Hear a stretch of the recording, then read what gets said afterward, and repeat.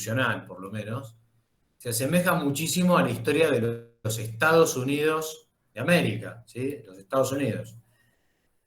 Los Estados Unidos eran básicamente lo mismo antes de su organización constitucional en 1787. Eran colonias, eran 13, no eran los 50 estados que son hoy, 50 estados más un estado asociado, que es Puerto Rico, sino que eran 13 colonias que ocupaban una muy pequeña porción del actual territorio de los Estados Unidos.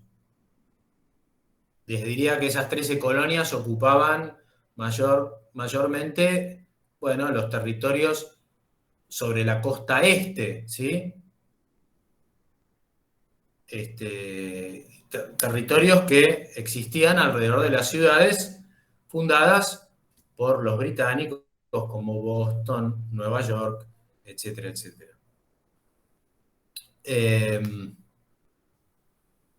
En 1787 esas 13 colonias, que eran absolutamente soberanas e independientes y que se habían independizado de la corona británica muy poquitos años antes, en 1776, sancionaron una constitución y una constitución federal. Nosotros después adoptamos esto que llamamos federalismo. ¿Cuál es la diferencia entre una constitución unitaria y una constitución federal?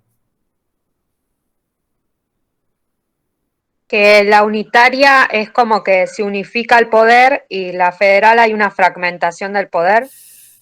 Bueno, en realidad no. Puede ser que, por ejemplo, en la federal... Esperamos un segundo que le contesto a ella, porque a Rocío, porque Rocío habló de fragmentación del poder. En realidad, fragmentación del poder existe tanto en una constitución unitaria como en una constitución federal. La diferencia es que una constitución unitaria es la que establece qué poder le corresponde al gobierno central y qué poder le corresponde a los gobiernos o a los estados locales. Es un acto instantáneo de creación tanto del Estado central como de los estados locales. Mientras que la Constitución Federal es distinta. ¿Por qué? A ver, Elvira, vos ibas a ampliar esto. Sí, o sea que en este caso los estados como que ceden, le dan el poder, una parte del poder al gobierno central, o sea, constituyen eso.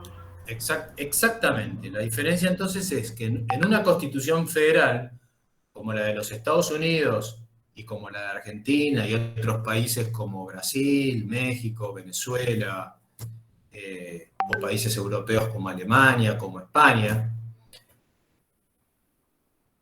la Constitución no es la que crea los estados locales, sino que esos estados locales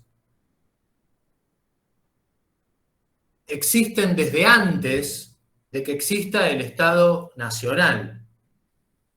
O sea, nuestro Estado nacional, el Estado nacional, la nación, o como lo llama la Constitución, el gobierno federal, que está integrado por el Congreso de la Nación, por el Poder Ejecutivo Nacional y por el Poder Judicial de la Nación, ese Estado está creado en la letra de la Constitución de 1853.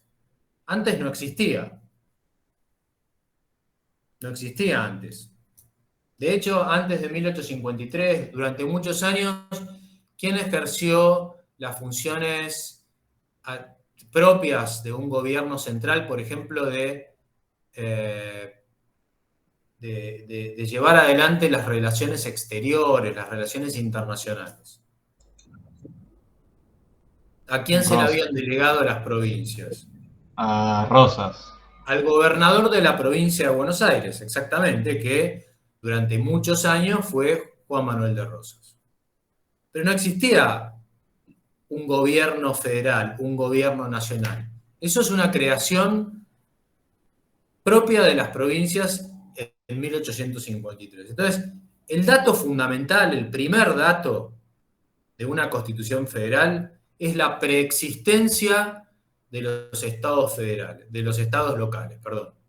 Los estados locales existen desde antes del Estado Nacional. Y los estados locales, como tales, como preexistentes, son los creadores del Estado Nacional, del gobierno federal. Por lo tanto, un sistema federal funciona de la siguiente manera. Esos estados le otorgan o le delegan, ustedes por favor empiecen a retener, ¿sí? A anotar o a retener determinados términos que yo voy usando, que son los términos constitucionales correctos, ¿sí? Entonces, los estados locales le transfieren, o como se dice en los textos de derecho constitucional, le delegan una cuota de poder, determinada cantidad de poderes, a un gobierno central, a un gobierno federal. Y no es a la inversa, como habitualmente se cree, que es el gobierno federal el que le da cuotas de poder a los estados locales. No, es al revés, por lo menos jurídicamente hablando. Son los estados locales los que en la Constitución le dieron una cantidad de poderes, o de potestades, o de facultades, o de atribuciones. Todos esos son sinónimos válidamente utilizables, ¿sí? Atribuciones, facultades, potestades, poderes.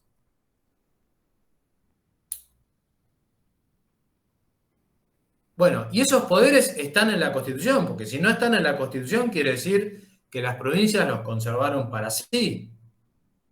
Eso es lo que dice el artículo 121 de la Constitución, que es un poco la cláusula de cierre del sistema federal. ¿Qué dice el 121? ¿Quién lo lee?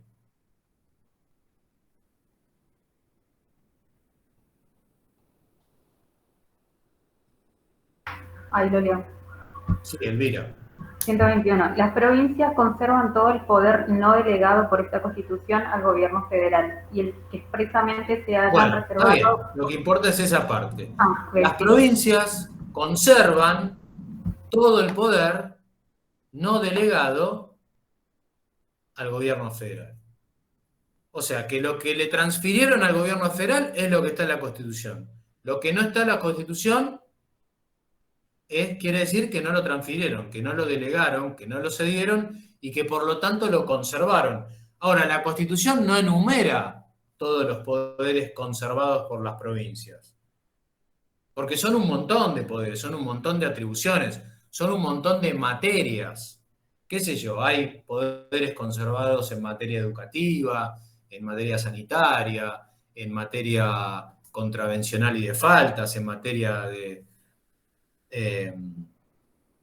en fin, muchísimas materias conservadas por las provincias. Bueno, el año pasado y este año, esta pandemia que estamos viviendo en la Argentina nos metió en una discusión típicamente constitucional. Responder a la pregunta ¿a quién le pertenece el poder en materia de salud pública, en materia sanitaria?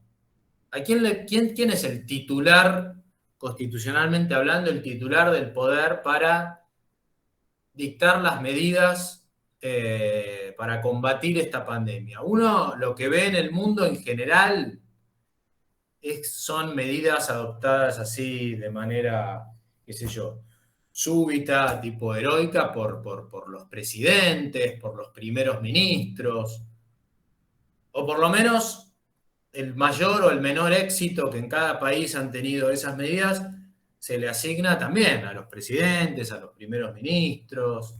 Uno ha podido ver el año pasado y este año, qué sé yo, por ejemplo, la primer ministro de Alemania, Angela Merkel, hablar sobre las medidas adoptadas en su país. Lo ha visto al anterior presidente de los Estados Unidos, Donald Trump, ¿sí?